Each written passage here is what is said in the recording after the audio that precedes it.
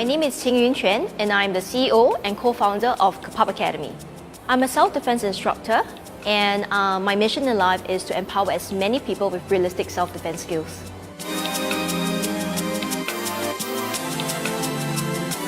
So one of my most memorable moments was when one of my students who had suffered years of domestic abuse actually came up to me and thanked me for giving her the skills and the confidence to walk out of that abusive relationship.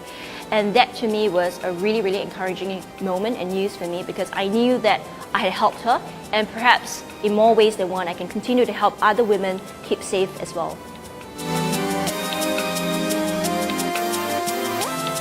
The first tip in self-defense is really about situational awareness, right? Knowing how to identify what I call pre-conflict cues using psychology. So for example, if somebody comes up to you and starts talking to you, do you know whether this guy is a predator or not? Is he trying to sound you out? So all these things are very crucial. Tip number 2 is to learn how to de-escalate and avoid a potential conflict. So for example, when somebody starts posturing, yelling at you, they're becoming a little bit more emotional, can you use verbal de-escalation to get out of the conflict in the first place?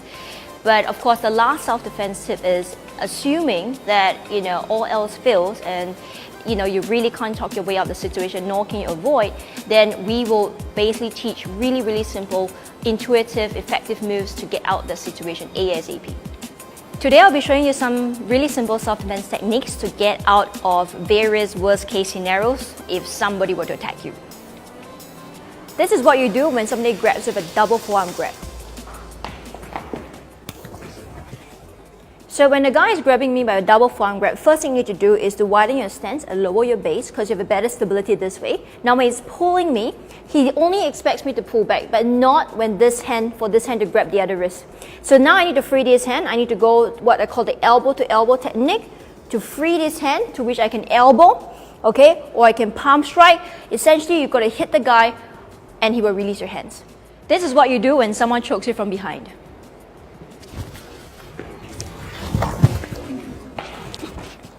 So when someone chokes you this way, the first thing you need to do is you need to pin the hand against your chest. So one hand on the wrist, the other hand on the elbow.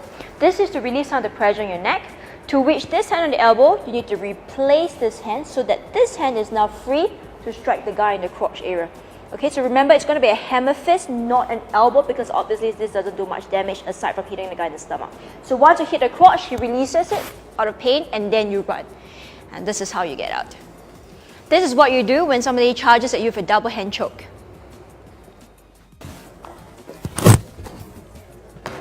So when the guy charges at me, right, so first the momentum is going to cause me to stumble backwards a little bit. So I might have to move a little bit. But as soon as I feel myself backing up, I need to turn my body so it's perpendicular.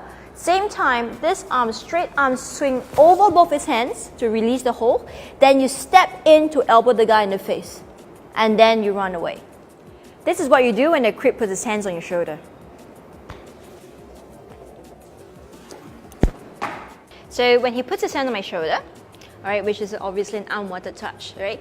Usually we always recommend telling the guy verbally to, remove the hand first, maybe once or twice. And if he doesn't, then this is where the technique comes, right?